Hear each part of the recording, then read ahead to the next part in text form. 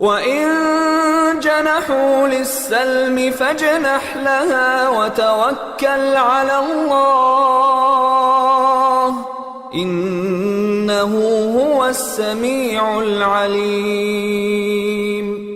وَإِن جَنَحُوا لِلسَّلْمِ وہ اور ان اگر جناح مائل ہونا، جھک جانا، ان جناحو اگر وہ جھک جائیں، اگر وہ مائل ہو جائے، للسلم صلح کے لیے، اگر وہ صلح کے لیے تیار ہو جائے، فجنح تو آپ بھی صلح کے لیے تیار ہو جائے، لہا اس کے لیے، وتوکل وہ کے معنی اور توکل اور بھروسہ کیجئے، اللہ اللہ پر، اگر وہ مائل ہو جائیں سلامتی کے لیے، صلح کے لیے، تو آپ بھی مائل ہو جائیں اور اللہ پر بھروسہ کریں۔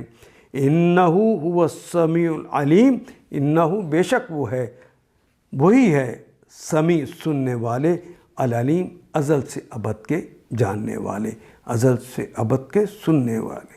اللہ کو پتہ ہے کہ وہ کیوں جھک رہے ہیں، اللہ کو پتہ ہے اور اللہ کے علم ہے کہ وہ صلح کے لیے کیوں انہوں نے اپنے سپر ڈالی ہے، اللہ جانتے ہیں۔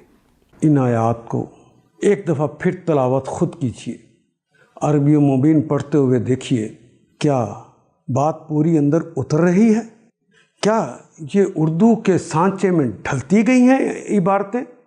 اگر بات سمجھ آنی شروع ہو گئی تو الحمدللہ یہی ہمارا ہدف ہے اور یہ ہدف پورا ہو گیا۔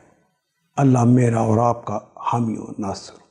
الف لام